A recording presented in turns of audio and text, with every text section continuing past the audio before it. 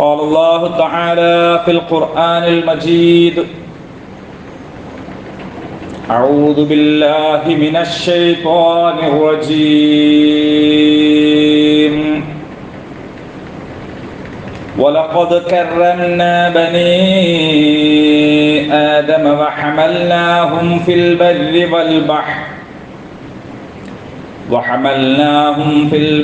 والبحر ورزقناهم من الطيبات وفضلناهم على كثير ممن خلقنا تفضيلا. صدق الله العظيم. പ്രിയമുള്ളവരെ, അല്ലാഹു സുബ്ഹാനഹു തആല കൽപ്പിച്ചതനുസരിച്ച് ജീവിതത്തിൻ്റെ ഓരോ സന്ദർഭങ്ങളിലും തഖ്വ ഉള്ളവരായിരിക്കുവാൻ പരമാവധി പരിശ്രമിക്കണമെന്ന് ആദ്യമേ തന്നെ വസിയ്യത്ത് ചെയ്യുകയാണ് എന്നോടും നിങ്ങൾ ഓരോരുത്തരോടും. അല്ലാഹു സുബ്ഹാനഹു തആല നമ്മെ എല്ലാവരെയും അനുഗ്രഹിക്കുമാറാകട്ടെ. അവൻ്റെ സജ്ജനങ്ങളിൽ നമ്മെ ഉൾപ്പെടുത്തി അംബിയാ മുർസലീങ്ങളോടൊപ്പം നമുക്ക് സ്വർഗപ്രവേശം എളുപ്പമാക്കി തരുമാറാകട്ടെ. വിശുദ്ധ ഖുദ്സിന് വേണ്ടി പൊരുതിക്കൊണ്ടിരിക്കുന്ന പോരാളികളായിട്ടുള്ള ഫലസ്തീനിലെ നമ്മുടെ സഹോദരന്മാർ, സഹോദരിമാർ, കുട്ടികൾ, മുതിർന്നവർ, അല്ലാഹു അവരെ കൂടുതൽ കൂടുതൽ അനുഗ്രഹിക്കുകയും അവരുടെ പാദങ്ങളെ ഉറപ്പിച്ചു നിർത്തുകയും അവർക്ക് വിജയം എളുപ്പമാക്കി കൊടുക്കുകയും ചെയ്യുമാറാകട്ടെ. ഒരാള് റസൂലുള്ളാഹി സ്വല്ലല്ലാഹു അലൈഹി വസല്ലമിന്റെ സന്നിധിയിൽ വന്നുകൊണ്ട് അദ്ദേഹത്തിൻ്റെ ജാഹിലിയ കാലത്ത്, അഥവാ ഇസ്ലാമൊക്കെ വരുന്നതിന് മുമ്പ് അവിവേകിയായി കഴിഞ്ഞിരുന്ന കാലത്തെ ഒരു സംഭവം വിവരിക്കുകയാണ്. അദ്ദേഹം പറഞ്ഞു, എനിക്ക് ഏറെ ഇണക്കമുള്ള ഒരു മോളുണ്ടായിരുന്നു. എന്നെ കാണുമ്പോഴൊക്കെ എൻ്റെ അടുത്തേക്ക് തുള്ളിച്ചാടി ഓടി വരും. എന്നെ വലിയ ഇഷ്ടമായിരുന്നു. അങ്ങനെ ഇരിക്കെ ഞാനൊരു ദിവസം അവളെ ഒരിടത്തേക്ക് കൂട്ടിക്കൊണ്ടുപോയി. അക്കാലത്ത് പെൺകുട്ടി ജനിക്കുക എന്ന് പറയുന്നത് അപമാനമായ ഒരു കാലമാണ്. ഖുർആൻ അതിനെക്കുറിച്ച് പറയുന്നുണ്ട്. വഇദാ ബുശിറ അഹദുഹും ബിൽ ഉൻസ ളല്ല വജ്ഹുഹു മുസ്വദ്ദൻ വഹുവ കദീം. ഒരാൾക്ക് ഒരു പെൺകുട്ടിയെ സംബന്ധിച്ച സന്തോഷവാർത്ത ലഭിച്ചാൽ, ഭാര്യ പ്രസവിച്ചിട്ടുണ്ട്, പെണ്ണാണ് എന്നറിഞ്ഞു കഴിഞ്ഞാൽ അയാളുടെ മുഖം ദുഃഖിതനായി കറുത്തിരുണ്ട്, അങ്ങനെ ഒരു വല്ലാത്ത അവസ്ഥയിലായി പോകും. പിന്നെ അയാളുടെ ചിന്ത ഈ അപമാനഭാരം നിലനിർത്തി ഞാൻ ഇതിനെ വളർത്തണോ, അല്ലെങ്കിൽ മാനം കാക്കാൻ വേണ്ടി ഇതിനെ കുഴിച്ചു മൂടണോ എന്നാണ്. അങ്ങനെ ഉള്ള ഒരു തീരുമാനം എത്ര മോശമാണ് എന്ന് അല്ലാഹു അതിനെ തുടർന്ന് ചോദിക്കുന്നുണ്ട്. അപ്പൊ ഈ മനുഷ്യൻ പറയാണ്, ഞാനങ്ങനെ അപമാനഭാരത്തിൽ കഴിയാണ്. പക്ഷേ ഈ കുട്ടിയാണെങ്കിൽ നല്ല ഇണക്കമുള്ള ഒരു ഓമനത്തുള്ള ഒരു മോളാണ്. ഞാൻ അവളെയും കൂട്ടി ഇങ്ങനെ പോയി. അങ്ങനെ നടന്ന് കുട്ടി കൊഞ്ചിക്കൊഴിഞ്ഞാണ് കൂടെ വരുന്നത്. പക്ഷെ അതൊന്നും കാര്യമാക്കാതെ ആദ്യം കണ്ട ആഴമുള്ള ഒരു കിണറ്റിലേക്ക് ഞാൻ ആ കുട്ടിയെ തള്ളി. ആ കിണറ്റിലേക്ക് വീണുകൊണ്ടിരിക്കുന്ന കുട്ടി അവസാനം വിളിച്ചുകൊണ്ടിരിക്കുന്നത് ഉപ്പ ഉപ്പ എന്നായിരുന്നു. ഇത് കേട്ടപ്പോ റസൂലുള്ളാഹി സ്വല്ലല്ലാഹു അലൈഹി വസല്ലം കരഞ്ഞുപോയി. പരലോകത്ത് വെച്ച് നാളെ ചോദിക്കുമെന്നാണ് ബിഅയ്യി ദംബിൻ ഖുതിലത്, എന്തിനാണ് മോളെ എന്നെ അവർ കൊന്നുകളഞ്ഞത്, എന്തിനാണോ നീ കൊന്നത് എന്ന് കൊന്ന ആളോട് ചോദ്യമല്ല. കാരണം അയാളോട് ചോദ്യം ചോദിക്കാൻ പോലുള്ള ഒരു യോഗ്യത അയാൾക്കില്ല, അവിടെ ചോദിക്കൂല. ഈ മോളോടാണ് ചോദിക്കുക എന്നാണ്, എന്തിനാണ് നിന്നെ അവരെ കൊന്നുകളഞ്ഞത്. ഇങ്ങനെയുള്ള ഒരു അനുഭവം ഒരാൾക്കല്ല ഒട്ടേറെ പേർക്ക് ഉണ്ടായ ഒരു നാട്ടിലേക്കാണ് പരിശുദ്ധ ഇസ്ലാമുമായി റസൂലുള്ളാഹി മുഹമ്മദ് മുസ്തഫ സ്വല്ലല്ലാഹു അലൈഹി വസല്ലം വരുന്നത്. ആ സമൂഹത്തെ അതിൽ നിന്നൊക്കെ മോചിപ്പിച്ചു. വീട്ടിലേക്ക് പോകുമ്പോൾ നിങ്ങൾ ഒരു പലഹാര പൊതിയായിട്ടാണ് പോകുന്നതെങ്കിൽ, എന്തെങ്കിലും ഒരു സമ്മാനമായിട്ടാണ് പോകുന്നതെങ്കിൽ അത് നമ്മളെ വീട്ടിലുള്ള പെൺകുട്ടിൻ്റെ കയ്യിൽ കൊടുക്കണം എന്ന് പഠിപ്പിച്ചു.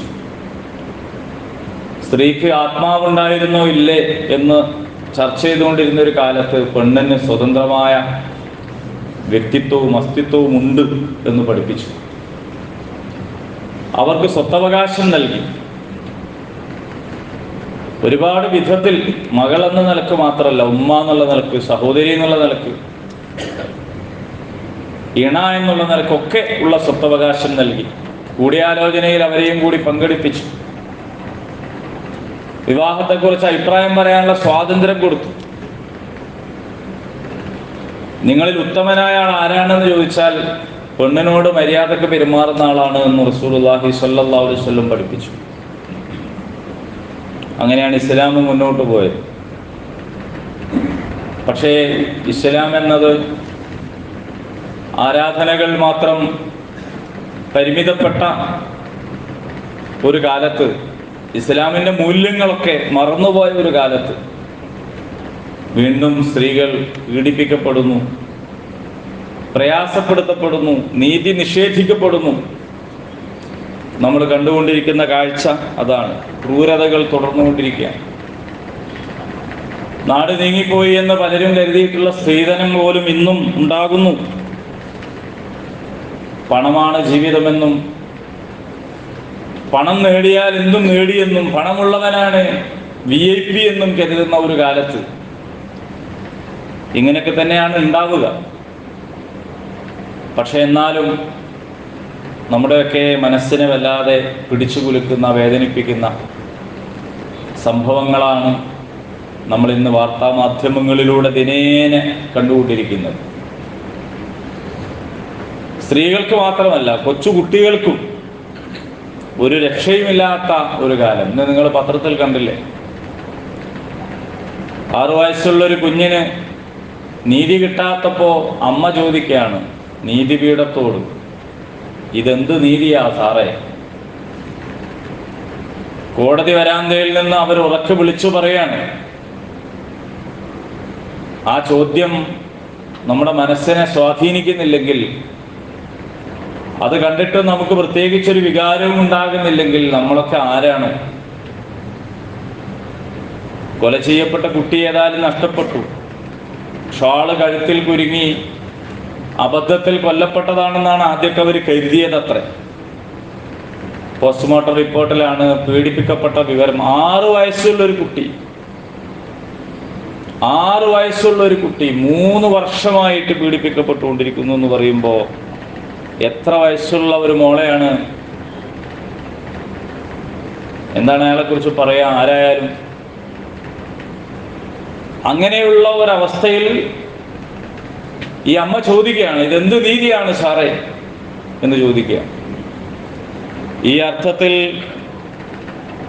നമ്മുടെ നാട് വല്ലാതെ കലുഷിതമാണ്. യഥാർത്ഥത്തിൽ നമ്മൾ പുറത്തറിയുന്ന വാർത്തകളാണ് ഇതൊക്കെ. സോഷ്യൽ മീഡിയയിലൂടെയും പത്രമാധ്യമങ്ങളിലൂടെയും ഒക്കെ നമ്മൾ അറിഞ്ഞുകൊണ്ടിരിക്കുന്ന കുറഞ്ഞ വാർത്തകളാണ്.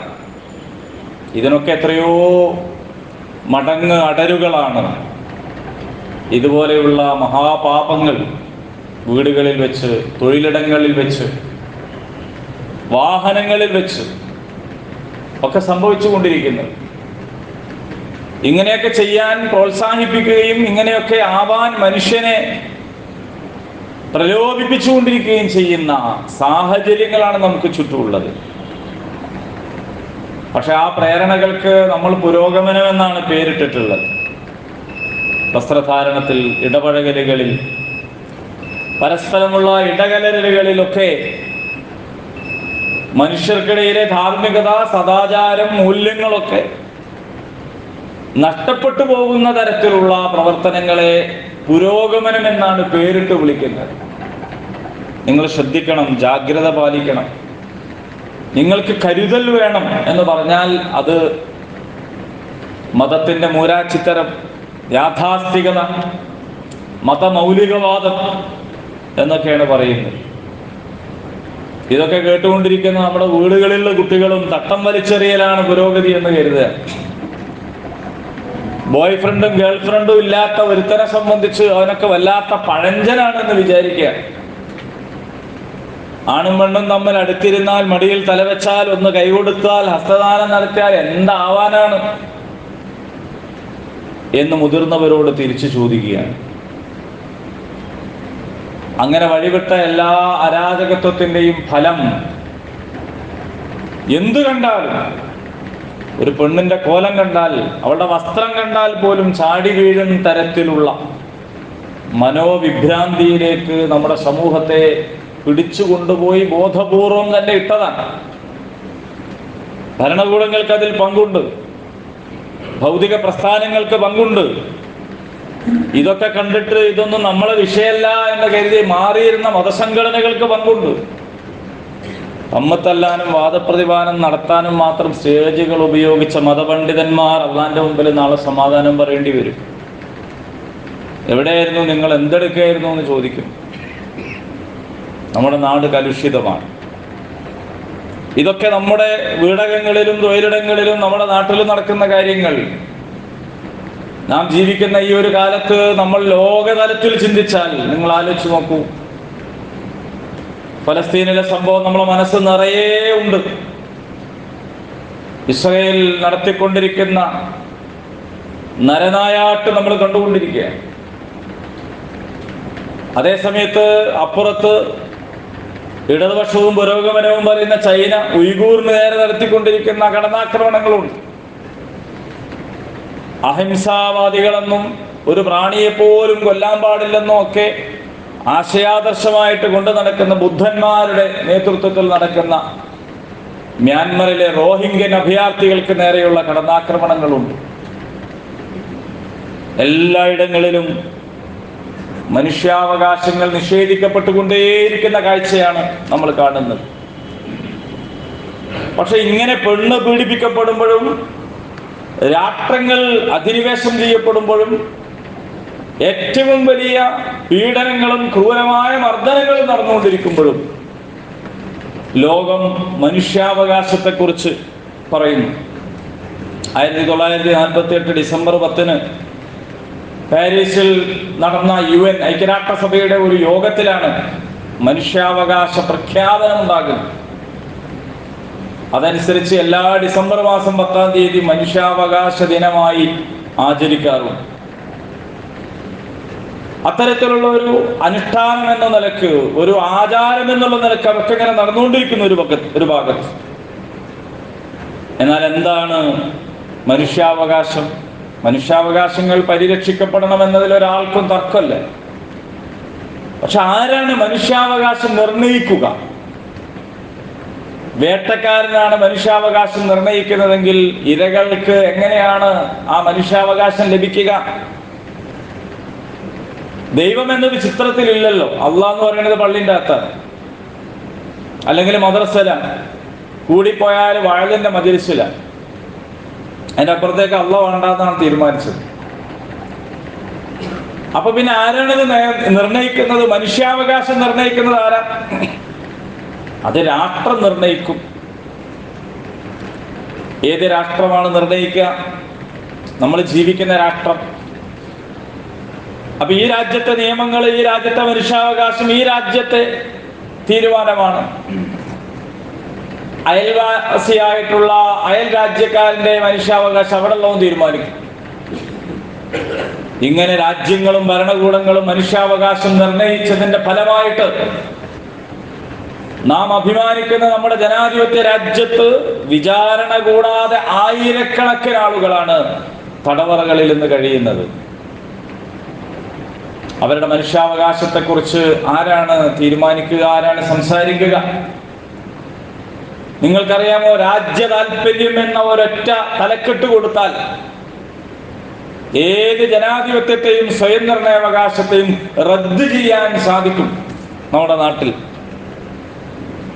ഒരു ഭാഗത്ത് സാങ്കേതിക വിദ്യയും മറുഭാഗത്ത് മനുഷ്യനും വന്നാൽ രാജ്യം ആരുടെ പക്ഷത്താണ് നിൽക്കുക? ഇതിന് നമ്മുടെ മുമ്പിലുള്ള മറുപടി എൻഡോസൾഫാനാണ്.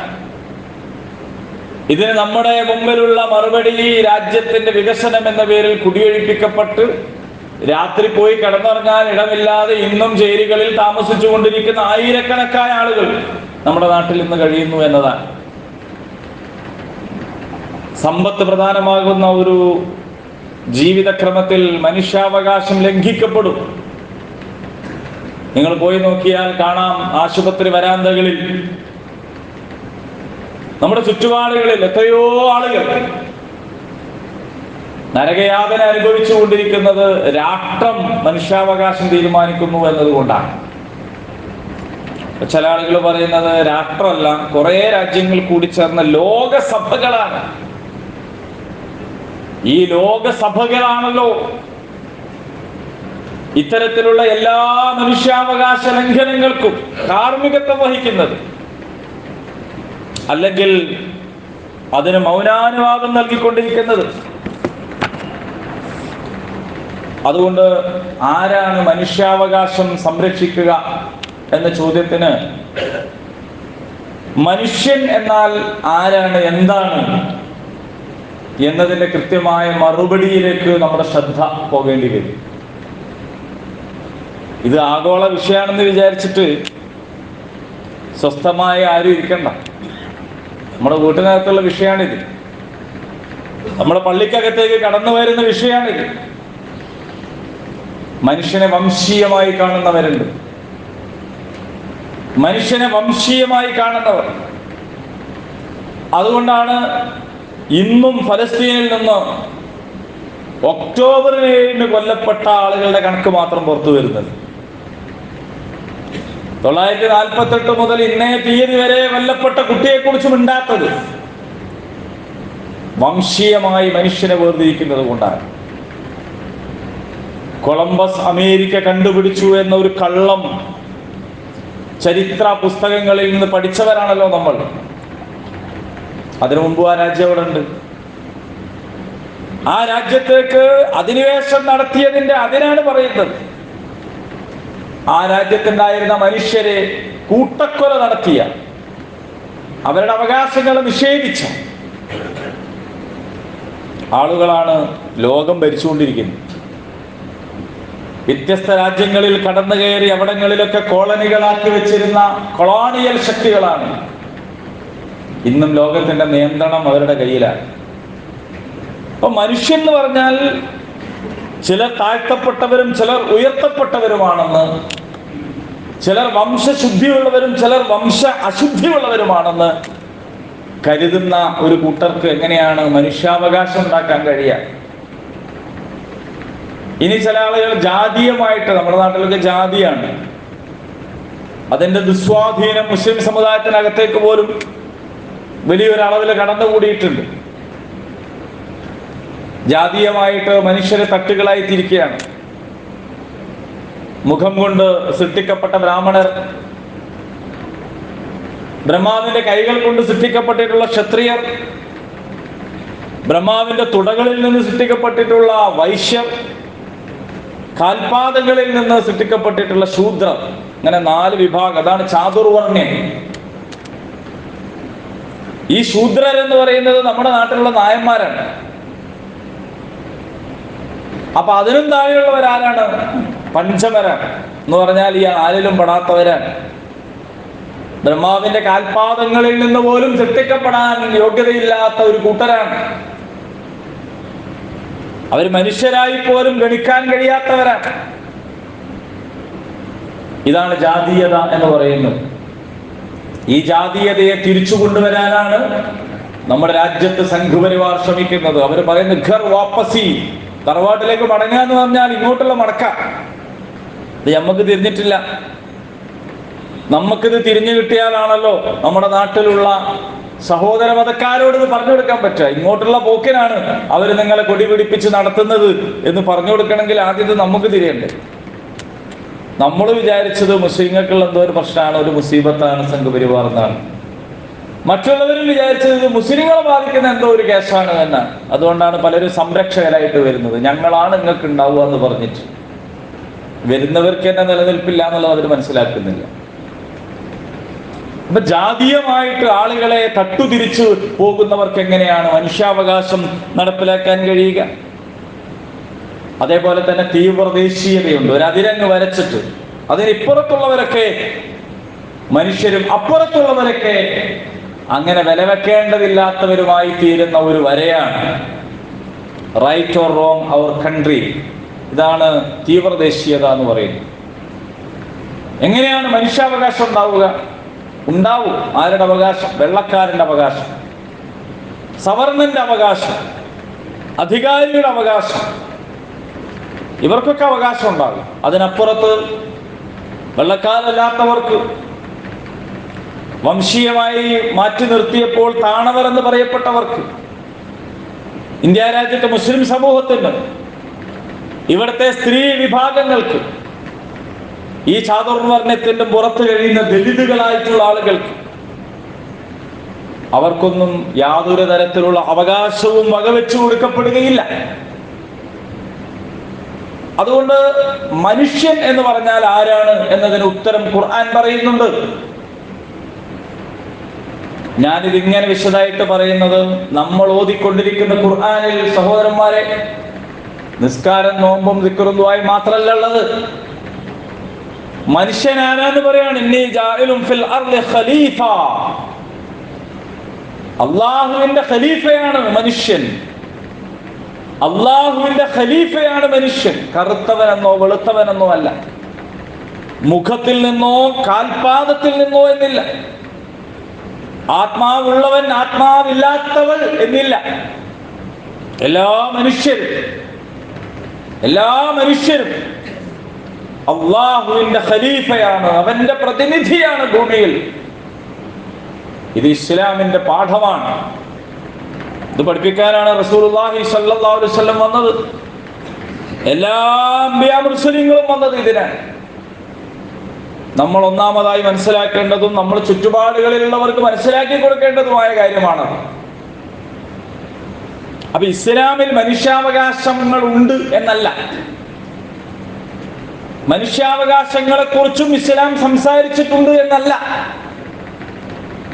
ലോകത്ത് പീഡിപ്പിക്കപ്പെടുന്ന പെണ്ണ് മോചിതമാവണമെങ്കിൽ, അവകാശങ്ങൾ നിഷേധിക്കപ്പെടുന്ന ദലിതർ മോചിതരാകണമെങ്കിൽ, യഥാർത്ഥത്തിലുള്ള ആനുകൂല്യങ്ങൾ ലഭിക്കാത്ത തൊഴിലാളികൾ, ലേബർ ക്യാമ്പുകളിൽ നരകിച്ചുകൊണ്ടിരിക്കുന്ന തൊഴിലാളികൾക്ക് അവകാശം കിട്ടണമെങ്കിൽ, ആരോ വരച്ചുണ്ടാക്കിയ അതിർരേഖയുടെ പേരിൽ ഓരോ രാജ്യത്തിന്റെയും അതിർത്തി പ്രദേശങ്ങളിൽ അസ്വസ്ഥരായി കഴിയുന്ന ജനങ്ങൾക്ക് സ്വസ്ഥത ഉണ്ടാകണമെങ്കിൽ അള്ളാഹു അവതരിപ്പിച്ചു തന്ന ജീവിത ദർശനം, ദൈവീകമായ സന്മാർഗം, ഇതല്ലാത്തൊരു വഴിയില്ല. അപ്പൊ അതുകൊണ്ട് ഇതൊരു മരണപദ്ധതിയല്ല, മരിച്ചതിന് ശേഷം മാത്രം എന്തോ കിട്ടുന്ന ഒരു പരിപാടിയല്ല ഇസ്ലാം. അങ്ങനെ കുറെ ആളുകൾ ഈ ലോകം അടക്കി ഭരിക്കുമ്പോ, ഈ ലോകത്തെ ഏറ്റവും കൊടൂരമായ പീഡനങ്ങളും മർദ്ദനങ്ങളും നടത്തിക്കൊണ്ടിരിക്കുമ്പോ ആരെങ്കിലും എന്തെങ്കിലും ചെയ്തോട്ടെ എന്ന് വിചാരിച്ചു മെല്ലെ ഒരു ചെറിയ വഴിയുണ്ടാക്കി ഓരോരത്തുകൂടെ ഒളു അർപ്പിച്ച് പള്ളിയിലേക്ക് കയറി വന്ന് ദിക്ർ ദുആ നടത്തി എങ്ങനെയെങ്കിലും അങ്ങ് മരിച്ചുപോയി. അവസാനം അല്ലാഹുമ്മ സബ്ബിത്ഹു ഇൻദ സുആൽ നാട്ടുകാരൊക്കെ പ്രാർത്ഥിച്ചു. അവിടെ ചെന്നാൽ കിട്ടുന്ന ഒരു വിമോചനം അങ്ങനെയല്ല. ഭൂമിയിലെ കാര്യമാണ് പറയുന്നത്. ഇന്നി ജാഇലുൻ ഫിൽ അർദ്, സ്വർഗത്തിലേക്കുള്ള പ്രതിനിധിയല്ല, ഭൂമിയിലെ പ്രതിനിധിയാണ് മനുഷ്യൻ. അപ്പോൾ ഭൂമിയിലെ പ്രാതിനിധ്യമാണ് മനുഷ്യന് കിട്ടേണ്ടത്. അതാണ് അവൻ തിരിച്ചു പിടിക്കേണ്ടത്. ഭൂമിയിലെ പ്രാതിനിധ്യ വ്യവസ്ഥയിലേക്കുള്ള ഘർവാപ്പസിയാണ് യഥാർത്ഥത്തിൽ നടക്കേണ്ടത്. അവിടെ എല്ലാറ്റിനും സ്വാതന്ത്ര്യമുണ്ട്. ഇസ്ലാം ആ സ്വാതന്ത്ര്യമാണ് ലോകത്തിന് കാണിച്ചു കൊടുത്തത്. ജീവിക്കാനുള്ള സ്വാതന്ത്ര്യം ഒന്നാമതായി. മൻ ഖതല നഫ്സൻ ബിഗൈരി നഫ്സിൻ ഔ ഫസാദിൻ ഫിൽ അർദ് കഅന്നമാ ഖതല الناس ജമീഅൻ വമൻ അഹ്യാഹാ ഫകഅന്നമാ അഹ്യ الناس ജമീഅൻ യാ അയ്യുഹൻ നാസ് ഇന്ന ദിമാഉകും വഅംവാലുകും വഅറാദുകും ഹറാമുൻ അലൈക്കും. ഖുർആനും ഹദീസും ഒക്കെ ആ കാര്യങ്ങൾ ധാരാളമായി വിശദീകരിക്കുന്നുണ്ട്. മനുഷ്യന് ജീവിക്കാനുള്ള അവകാശം, അവന് ഇഷ്ടമുള്ളത് വിശ്വസിക്കാൻ, ഇമ്മാ ശാക്കിറൻ വ ഇമ്മാ കഫൂറ. നിങ്ങൾക്ക് അല്ലാഹുവാണ് നിങ്ങളെ സൃഷ്ടിച്ചത്, ഈ ഭൂമി ഒരുക്കി തന്നത്, എല്ലാം തന്നത്. എന്നാലും നിങ്ങൾക്ക് നിഷേധിക്കണം, ആയിക്കോ. ആരും ഒരു തരത്തിലുള്ള ബലപ്രയോഗവും നടത്തൂല. മദീനയിൽ ഇസ്ലാമിക രാഷ്ട്രത്തിന്റെ നായകനായ റസൂലുള്ളാഹി സ്വല്ലല്ലാഹു അലൈഹി വസല്ലമക്ക് സായുധ ജിഹാദിനുള്ള അനുവാദം നൽകിയിട്ട് നടത്തിയിട്ടുള്ള ഖുർആനിലെ പരാമർശത്തിൽ ജൂതന്മാരുടെ സിനഗോഗുകൾ, ക്രൈസ്തവരുടെ ചർച്ചുകൾ, സന്യാസി മഠങ്ങൾ, എല്ലാ മതവിശ്വാസികളെയും ആരാധനാലയങ്ങൾ, അള്ളാഹുവിനെ മാത്രം സ്മരിക്കുന്ന പള്ളികൾ, ഇതൊക്കെ സംരക്ഷിക്കപ്പെടണമെങ്കിൽ ഒരു വിഭാഗത്തെ മറ്റൊരു വിഭാഗം കൊണ്ട് ചെറുത്തേ മതിയാകൂ. സൂറത്തുൽ ഹജ്ജ് നിങ്ങൾ വായിച്ചു നോക്ക്. അപ്പോൾ ആ ഒരു ജീവിത വ്യവസ്ഥക്കകത്ത് ജൂതന് ജൂതനായി തുടരാം, ക്രൈസ്തവന് ക്രൈസ്തവനായി തുടരാം, സന്യാസിമാർക്ക് അങ്ങനെ ജീവിക്കാം. ഇഷ്ടമുള്ളത് വിശ്വസിക്കാനും അത് പ്രചരിപ്പിക്കാനും ആരാധന നടത്താനും ഒക്കെയുള്ള സ്വാതന്ത്ര്യം. അങ്ങനെയുള്ള ഒരു സ്വാതന്ത്ര്യം ലഭിക്കണമെങ്കിൽ അള്ളാഹു അറിയിച്ചു തരുന്ന വിധം മനുഷ്യനെ മനുഷ്യനായിട്ട് മനസ്സിലാക്കാൻ കഴിയണം. അപ്പോഴേ അതുണ്ടാവും. എല്ലാ അർത്ഥത്തിലും നീതി നിഷേധത്തിനുള്ള അവസരങ്ങൾ ഉണ്ടാക്കിയിട്ട്, ഉച്ചനീചത്വങ്ങൾക്കുള്ള അവസരം ഉണ്ടാക്കിയിട്ട്, എല്ലാ പിടിച്ചുപറികൾക്കും കടന്നാക്രമണങ്ങൾക്കും ബലാത്കാരങ്ങൾക്കും പാകമായ വിധം വാർത്താ മാധ്യമങ്ങളും പരിസരങ്ങളും ചുവരുകളും അങ്ങാടികളും എല്ലാം എല്ലാ തരത്തിലുള്ള തോന്നിവാസത്തിനും പാകമാക്കി വെച്ചിട്ട് അതൊക്കെ പുരോഗതിയാണെന്ന് പറഞ്ഞിട്ട് ഒരാൾ വേലി ചാടുമ്പോൾ അപകടം നടന്നേ എന്ന് കരഞ്ഞത് കൊണ്ട് ഒരു കാര്യമില്ല. വിശ്വാസികൾക്ക് വലിയ ബാധ്യതയാണ്. നമുക്ക് മിണ്ടാതിരിക്കാൻ അനുവാദമില്ല. മിണ്ടാതിരിക്കുന്ന ആളുകൾ ഇതിൽ പങ്കാളികളാണെന്നുള്ള കാഴ്ചപ്പാടാണ് ഇസ്ലാമിനുള്ളത്. അതുകൊണ്ടാണ് പരിശുദ്ധ ഖുർആൻ പഠിപ്പിച്ചത്, നന്മ കൽപ്പിക്കാതെ എന്നാൽ തിന്മ ചെയ്യാതെ കഴിഞ്ഞ കൂട്ടർ, തിന്മ ചെയ്തവർ കുരങ്ങന്മാരായി പോയപ്പോ അവരുടെ കൂട്ടത്തിൽ കുരങ്ങന്മാരായി.